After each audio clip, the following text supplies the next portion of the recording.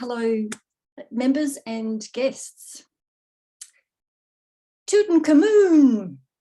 Would you know what that meant? Just as a hint, the speaker was my ancient history teacher and she was Scottish. It took me a little while to work out she was talking about the ancient Egyptian pharaoh, King Tutankhamun, who may not have actually appreciated the Scottish pronunciation of his name, or the Australian one for that matter. I invite you to take a minute to imagine what it would be like to be an Egyptologist, dedicating decades of your life, observing mummies, fragments of papyrus, whatever artifacts you can see, to try to understand the intricate details of ancient Egyptians' lives. Now imagine your work is lauded. You are an internationally renowned expert about the ancient Egyptians. One day you hear a knock at the door. You open the door and who should be standing there right in front of you? Surprise!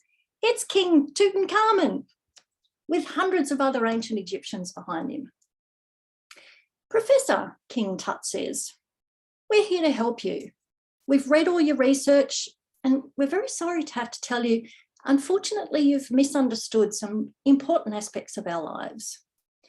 You seem like a really nice bloke and we completely understand how you could have drawn the conclusions you have, because we realise observing artefacts is not the same as actually being an ancient Egyptian.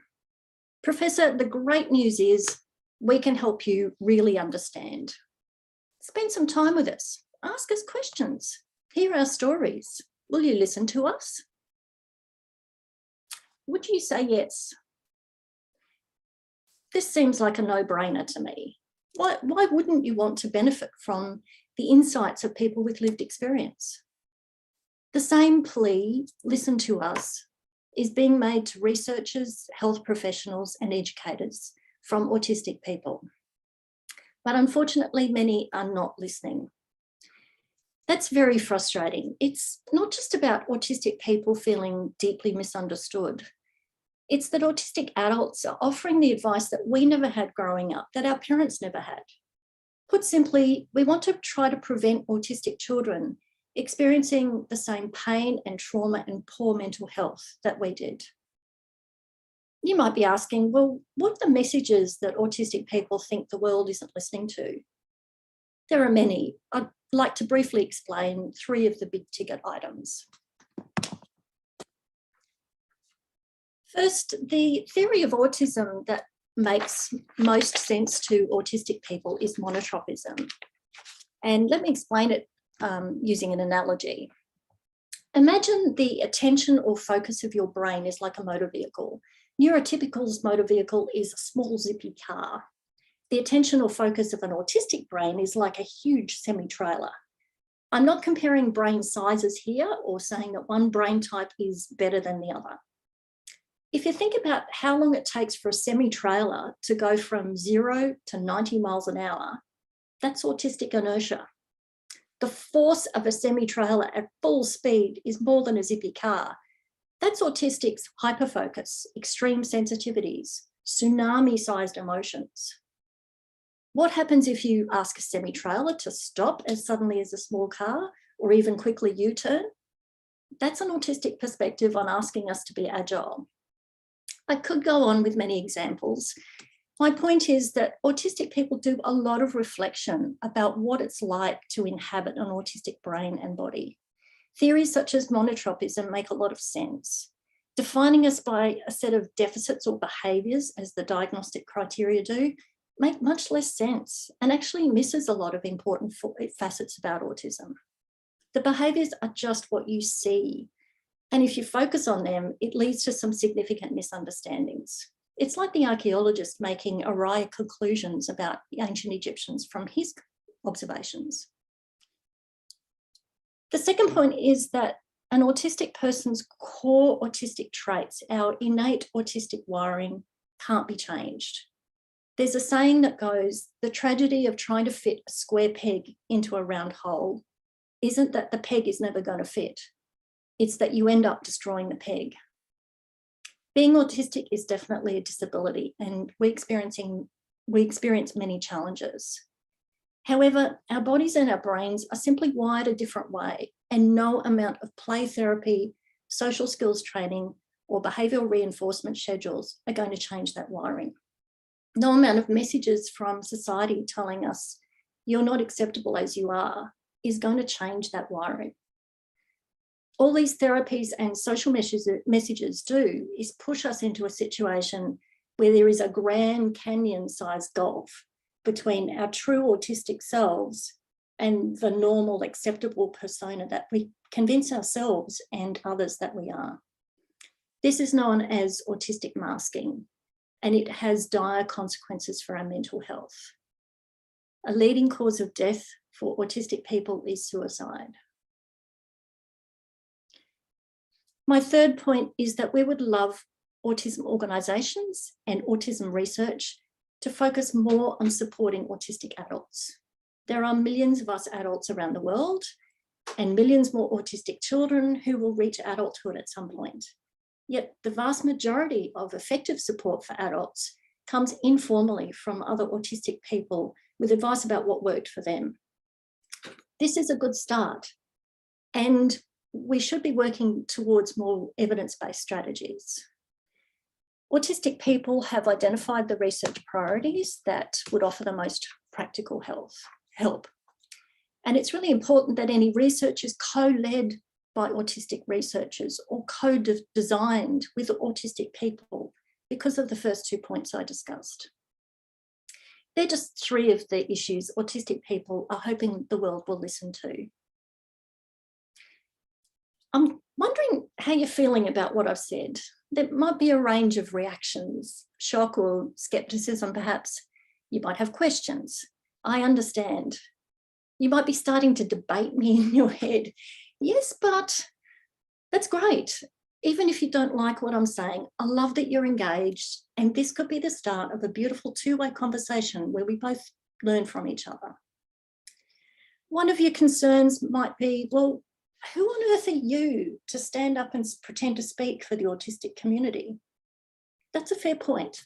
I am one autistic voice, someone of immense privilege, I acknowledge, who has the resources to speak up and advocate for the magnificently diverse autistic community.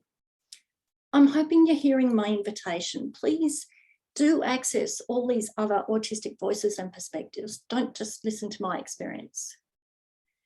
Another of your concerns could be that what I've said differs markedly from what the main autism organisations and most autism experts advise. Yes, unfortunately, that's true.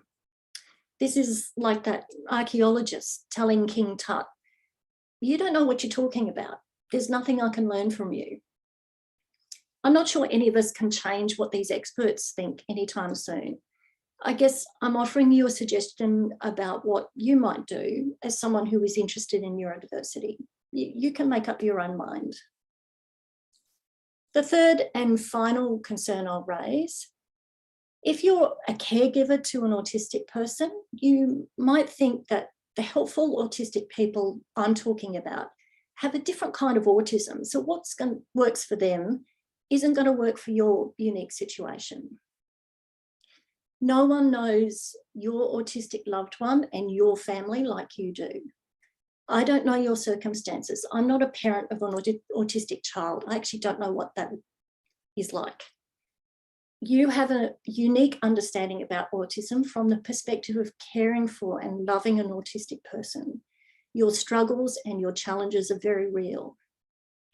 There are many parents of autistic children like you who have found it very helpful to read or listen to autistic bloggers, YouTubers, other community members. Many autistic people parent autistic children. So at the very least, you might find a source of empathetic support and understanding. There may not be autistic authors talking about the precise combination of challenges that your family experiences. However, there are literally thousands of different autistic perspectives out there and an enormous diversity of experiences. For example, there are non-speaking autistic authors who use alternate augmentative communication And there are many Black, Indigenous or people of colour autistic authors too. Before I move on, let me be clear, my invitation to you, whether you're autistic or not, is please access a wide variety of autistic perspectives. Listen to how autistic people describe autism, how we feel about the forces that seek to change our innate wiring, how we wish we could be better supported in order to not just cope but flourish. And please accept our perspective as true for us, our opinions, our experience of the world. As Brené Brown once said, in order to empathise with someone's experience, you must be willing to believe them as they see it and not how you imagine their experience to be. I'd now like to change tack, and in the context of my invitation to listen to and accept autistic voices, I'd like to broaden the thinking to neurodivergent people and consider what this principle might mean for Toastmasters. This issue is important to me, and I'd love to contribute a particular opportunity for neurodivergent members of this club to be listened to.